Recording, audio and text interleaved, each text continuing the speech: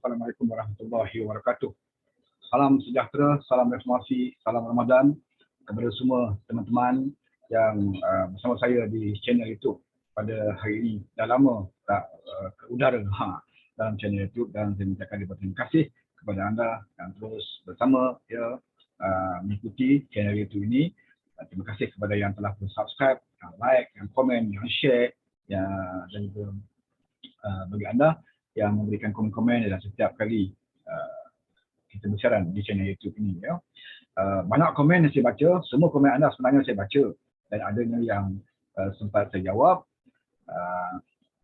Dan saya tahu dalam banyak komen itu tidak semuanya sependapat dengan saya, dan saya tak pernah setakat ini mendelete segala komen-komen anda walaupun tidak sependapat dengan saya raikan pandangan-pandangan daripada rakan-rakan yang lain, kecuali kalau ada satu komen yang melampau peribadi ataupun cakap yang kotor-kotor, maki hamun yang keterlaluan, saya terpaksa delete lah, bukan saja di YouTube, bahkan di Facebook pun itulah yang saya amalkan. Lepas tu kalau tuan-tuan tengok di Facebook saya banyak hentaman-hentaman sampai ke peringkat pribadi pun mereka komen, tapi di sekat mana yang saya rasa bolehlah saya kekalkan, dan yang lampau-lampau sampai maki hamun yang keterlaluan, itu terpaksalah saya delete.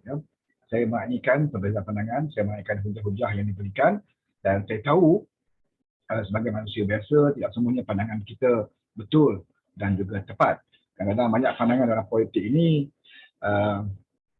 matlamatnya sama, masing-masing memiliki matlamat yang sama untuk perkuatkan parti, memperkukuhkan parti, untuk melaksanakan agenda reformasi. Tetapi kita mungkin berbeza dari segi pendekatan, kaedah, berbeza dari segi memilih pemimpin. Itu ada perbezaan, itu biasa dalam mana parti pun. Mustahil kita ada parti yang mempunyai satu kepala yang sama, yang setuju dengan semua perkara dan setuju dengan semua pemimpin. Ini mustahil dalam mana parti sekalipun. Tapi yang pentingnya, nawaitu kita sebenarnya untuk memperkuatkan parti, dan yang pentingnya kita tidak kecewa apabila kita gagal dalam sesuatu perjuangan di dalam parti kita sendiri. Sekarang ini waktu pemilihan parti memang hangat, memang sengit. Kalau melihat kepada populariti di media sosial, tidak dapat kita nafikan sokongan kepada jawatan timbalan presiden itu, kita boleh lihat adalah sokongan kepada Rafizi. Ini tidak boleh kita nafikan. Kalau dulu pun Rafizi bertanding melawan Azmin, kita melihat di media sosial juga memang hebat mainan di media sosial, kerana banyak yang beri komen di media sosial ini kebanyakannya bukan semestinya ahli keadilan, dan banyaknya penyokong-penyokong kita, dan juga ada juga sebilangan kecil mungkin daripada pihak-pihak musuh yang cuba untuk memecah belahkan penyatuan kita dan campur tangan dalam pemilihan ini. Kita raikan selagi boleh kita raikan. Dan bagi saya pemilihan kali ini, pada saya mengharungi pemilihan kali ini, saya lebih rasa lebih selesa, lebih aman, saya rasa lebih tenteram, dan saya tidak rasa risau menghadapi pemilihan pada kali ini. Kerana saya melihat tokoh-tokoh yang kita tampilkan maaf, tokoh-tokoh yang kita tampilkan adalah tokoh-tokoh yang hebat, berkebolehan dan mempunyai kebolehan masing-masing yang tidak boleh kita nafikan. Cuma kadang-kadang pengalaman kita di dalam mengenali seorang tokoh itu boleh menentukan ke arah mana sokongan kita seterusnya dalam politik. Sebab itu dalam politik ini jangan kita bermusuh habis-habisan, terutamanya di dalam parti kita sendiri. Jangan kita keterlaluan, taksub keterlaluan kepada mana-mana pemimpin, kerana pada satu ketika nanti kemungkinan kita tidak lagi bersama dengan beliau atas sebab-sebab yang kita sendiri saja yang tahu, dan mana boleh kita kongsikan bersama teman-teman, dan terpulanglah kepada teman-teman untuk membuat pilihan ke atas mana-mana pemimpin yang mereka rasakan perlu diangkat. Jadi bagi saya mudah, saya akan menyokong mana pemimpin yang saya rasakan saya yakin dengan kepemimpinannya, berdasarkan pengalaman yang sedikit yang saya ada dalam parti ini. Sebab itu dalam pemilihan ini saya jelas, untuk kalau saudara tengok dalam Facebook saya pun, dalam grup WhatsApp kan, saya jelas dalam pemilihan kali ini untuk jawatan timbalan presiden itu, saya akan membawa nama Saifuddin Nasution. Walaupun saya sebelum ini tidak menyangka bahawa Saifuddin akan bertanding jawatan timbalan presiden. Kerana bagi saya, sekiranya Syahdu Rafizi berterusan bersama dengan parti selepas pada pemilihan yang lalu, bila beliau tewas kepada Azmin dan beliau terus komit membantu parti, ya, saya rasa pertandingan ini tidak akan berlaku, ya, dan saya yakin bahawa Saudara Rafizi akan menang jawatan Timbalan Presiden tanpa pertandingan, kerana kita menghargai pengorbanannya, jasanya dan juga kebolehannya.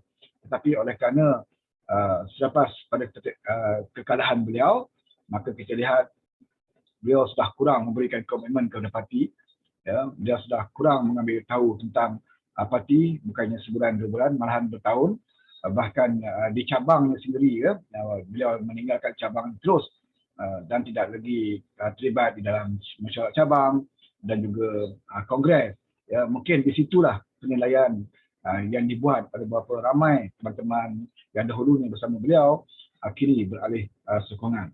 Jadi tidak perlu sebenarnya untuk kita menceritakan keburukan, ya, mana-mana calon pun, ya.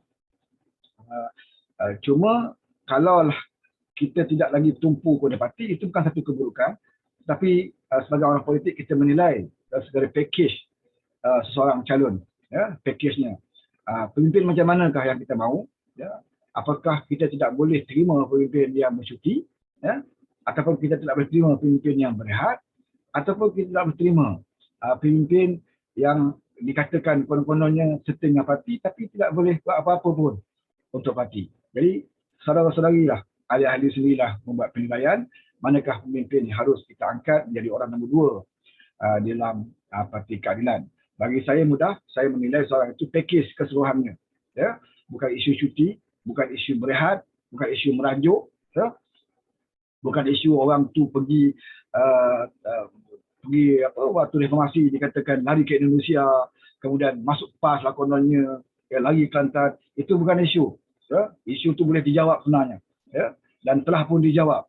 Isunya kita akan menilai seseorang yang kita nak angkat itu pakej keseluruhannya, seluruh perjuangannya daripada mula dalam parti ini, ya, dan apakah sumbangannya sepanjang masa, bukan sumbangannya untuk separuh-separuh jalan, ya. Itulah yang menjadi penilaian kepada kita.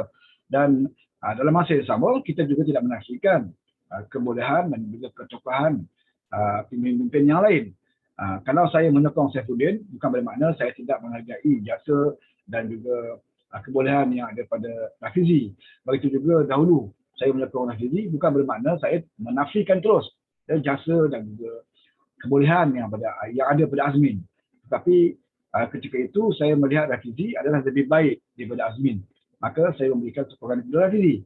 Bila sampai waktu sekarang ini, ya, atas penilaian saya sendiri yang saya sebut penilaian saya secara keseluruhan sepanjang dalam politik kelewatannya, perjuangannya, maka saya memilih pada kali ini Saifuddin adalah salah satunya pemimpin yang saya rasa lebih mempunyai kebolehan dan lebih meyakinkan saya berbanding dengan Rafizi pada waktu ini, ya. Apapun di masa akan datang kita tahu, bergantung kepada pemimpin-pemimpin yang kita sokong, ya, sejauh mana komitmen dia dengan parti, kemungkinan kita akan mengubah sokongan kepada orang lain. Sekiranya orang lain itu lebih menampilkan kebolehannya, ya, menampilkan kesetiaannya kepada parti, kemudian kita akan membuat pilihan pada siri-siri pemilihan yang akan datang. Jadi untungnya Parti Keadilan ini ialah 3 tahun kita mengadakan pemilihan parti, dan waktu itu kita tidak taksub kepada mana-mana pemimpin dalam sepanjang tempoh tersebut. Itulah tempoh untuk kita menilai mana-mana pemimpin. Selepas pemilihan yang lalu, ya, selepas pemilihan Rafizi dan Azmin, dan sementara tempoh sampai ke pemilihan kali ini, sepanjang tempoh tersebut kita menilai pemimpin itu. Dan hari ini saya menyatakan bahawa secara peribadi, ya, saya menyokong Saudara Saifuddin untuk kita angkat sebagai Timbalan Presiden. Tapi dalam masa yang sama, bagi saya, kalaupun Saifuddin kalah dalam pemilihan ini dan Rafizi menang, bagi saya pengiktirafan harus diberikan kepada calon yang menang, sebagaimana kita juga mengiktiraf akhirnya Azmin sebagai Timbalan Presiden, walaupun hati berat untuk menyebut bahawa beliau adalah Timbalan Presiden parti, tetapi itulah adatnya berorganisasi di mana akhirnya kita terima keputusan yang telah diputuskan oleh parti. Dan pada kali ini, yakinlah dan percayalah bahawa bagi diri saya boleh menerima apa sahaja keputusan dan tidak ada langsung ya kepentingan diri saya kepada mana-mana calon ya yang menang ataupun yang kalah ya kita raikan yang menang diharapkan dapat memberikan tenaga buah fikirannya ya ke arah parti, dan yang kalah kita mengharapkan agar ianya tidak disingkirkan terus oleh parti, ia tidak dipinggirkan terus oleh parti, malah diberikan tempat juga di dalam parti berdasarkan kebolehan yang ada. Hari ini kita lihat serangan kepada Wabi Saifuddin ya, dalam isu bila mengulas tentang kemah besar. Ya, dalam isu bila mengulas tentang kemah besar. Di mana selepas itu saya tengok serangan-serangan daripada pihak lawan ya, dalam politik bersasarkan kepada kenyataan ini. Seolah-olah Saifuddin adalah orang yang kemaruk kepada kemah besar bersama dengan Bersatu, bersama dengan UMNO, ya, macam-macam lah ya, yang dipertuduhkan, yang didakwa diperjuangkan oleh Saifuddin. Maka dengan atas alasan itu, untuk kali ini dalam kempennya tolak Saifuddin, kerana Saifuddin nak bersama dengan Bersatu, Saifuddin nak bawa fikiran bersama dengan UMNO dan sebagainya.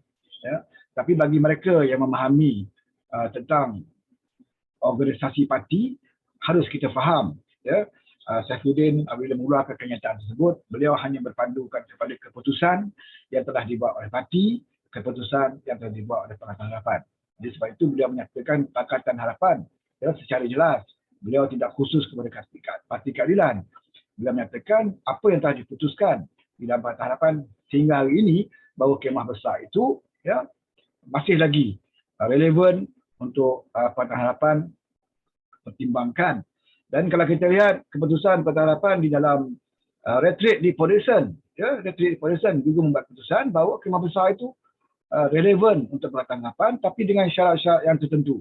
Ada syarat-syarat yang bertulis dinyatakan bagaimana sekiranya kemah besar itu ingin dilaksanakan, apakah kaedahnya, ya, apakah syarat-syaratnya ya, untuk kita menjalinkan kerjasama di dalam kemah besar ini.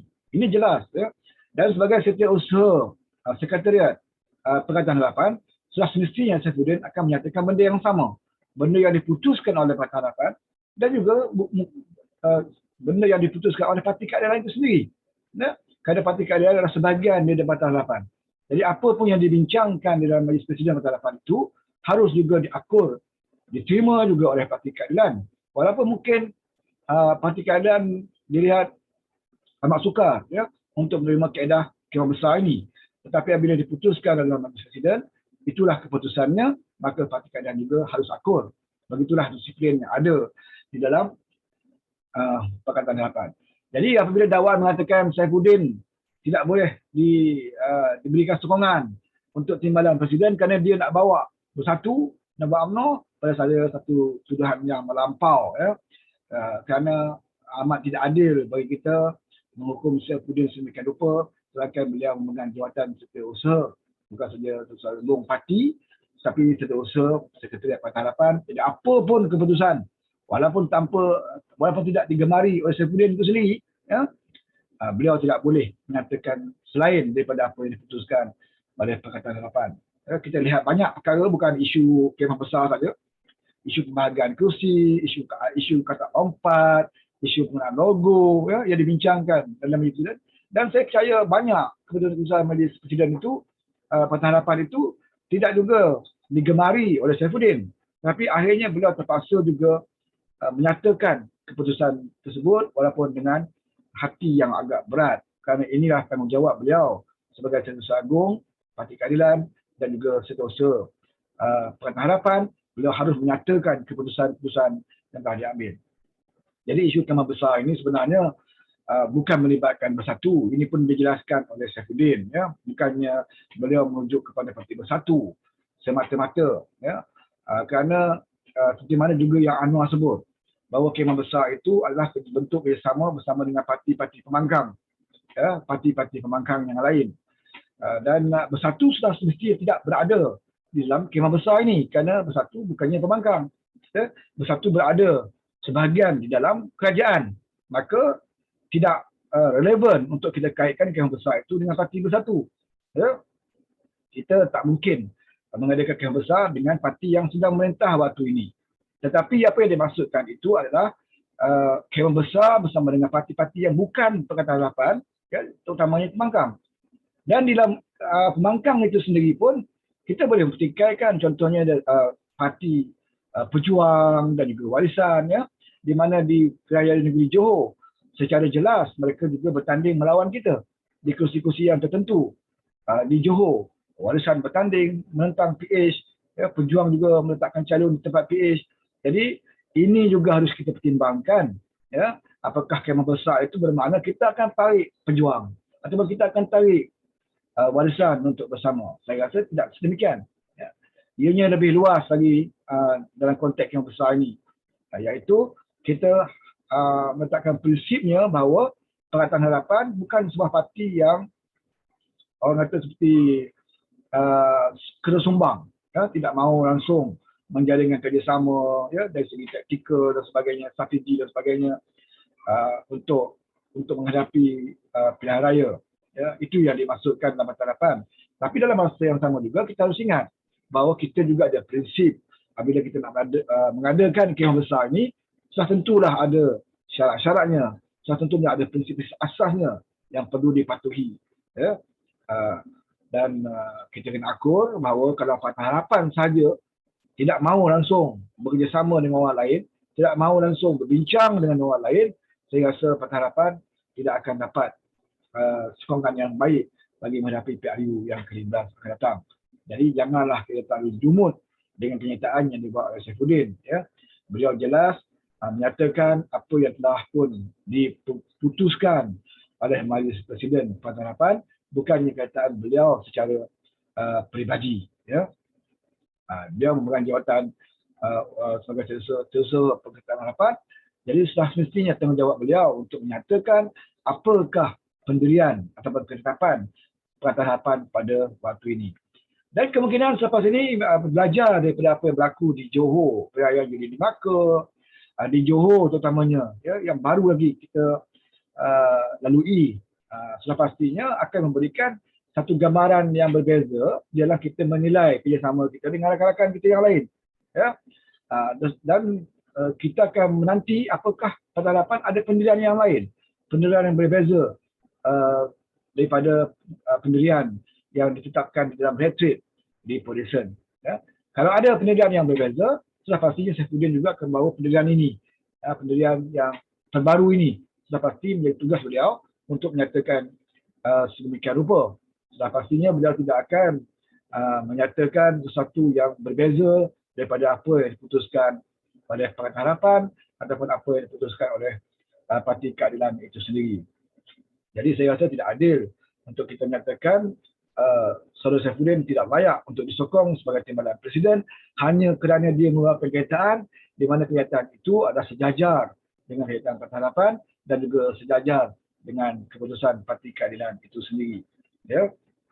Untuk di masa yang datang kita dah tahu kemudian ada mungkin ada kaedah yang bagaimana untuk kita tafsirkan Kemah Besar itu. Ya. Buat masa sekarang saya tahu dalam pembinaan parti sepastinya kita akan mencari ruang-ruang walaupun kita tahu sebenarnya bukan itu yang dimaksudkan oleh Saifuddin, tetapi inilah salah satunya modal yang kita ada untuk menunjukkan Saifuddin ini tidak layak untuk dijadikan calon. Saya rasa ini tidak adil bagi Saifuddin Nasution kerana semua pimpinan, ya, Saudara Fizi juga pernah menjadi Setiausaha Agung Keadilan, ya, dan beliau juga pernah dilibatkan di dalam penugasan yang diberikan oleh Pakatan Harapan, mewakili Pakatan Harapan di dalam rundingan-rundingan dan sebagainya. Kita masih ingat lagi sebelum PRU 14 yang lalu, beliau juga terlibat di dalam untuk memujuk bagaimana nak bawa Mahathir itu ke dalam Pakatan Harapan, bagaimana kita mengadakan rundingan dengan Tun Dr. Mahathir, dengan beberapa pimpinan-pimpinan yang lain termasuk Nur Izzah. Ya. Dan apakah kita boleh katakan bahawa Rafizi suka kepada Mahathir? Apakah kita boleh katakan Nur Izzah yang bersungguh-sungguh nak bawa Mahathir? Tak boleh kita hukum sedemikian. Ya. Kerana beliau menjalankan amanah yang diberikan oleh parti dan juga Pakatan Harapan untuk mengadakan rundingan dan sebagainya lah, bincang dengan Tun Dr. Mahathir Mohamad. Kalau kita jadikan modal politik, boleh saja kita katakan, oh, Mahathir sekali dah khianat, Mahathir di antara orang yang paling khianat, ya, berbanding dengan Azmi dan juga Muhyiddin. kerana beliau meletakkan jawatan, maka mungkin nak masuk. Apakah kerana itu kita boleh menyerang Rafizi? Menyatakan Rafizi juga adalah orang yang terlibat berunding dengan Mahathir. Melizah juga orang terlibat. Saifuddin juga waktu itu terlibat dalam rundingan ini.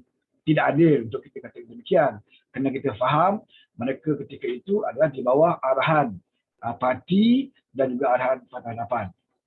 Jadi kita sama ada rundingan atau strategi yang kita buat itu sama ada berjaya ataupun tidak, itu tidak boleh disalahkan kepada mereka.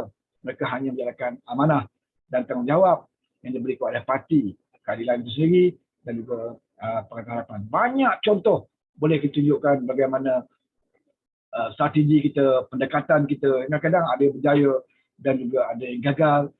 Seperti mana Kajang Move, semua tahu Kajang Move ini satu strategi, siapa yang punya idea, siapa punya plan, rancangannya bagaimana, susun aturnya bagaimana, siapa yang mastermindnya, kita tahu. Dan apakah Kajang Move itu berjaya? Pada saya, ianya gagal. Kajang Move bukan hanya bertujuan untuk menjatuhkan Tan Sri Khalid sebagai Menteri Selangor waktu itu. Tetapi kita ada agenda yang lebih besar. Tetapi akhirnya apa yang berlaku, Tan Sri Khalid saja yang berjaya dijatuhkan, tetapi agenda kita yang sepatutnya berlaku tidak berlaku. Yang naik itu adalah Azmin, dan Azmin bukan agenda Parti Keadilan untuk membuat Kajang Move ini, untuk mewujudkan Kajang Move ini. Ini satu kegagalan bagi saya. Dan apakah kita perlu salahkan kepada orang yang merancang ini? Pada saya tidak adil. Kerana perancangan ini direstui oleh parti, direstui oleh parti kita sendiri, maka harus kita bertanggungjawab bahawa yang melaksanakan plan ini, yang merancang plan ini adalah amanah yang diberikan oleh parti. Maka berjaya atau gagal harus kita tanggung bersama.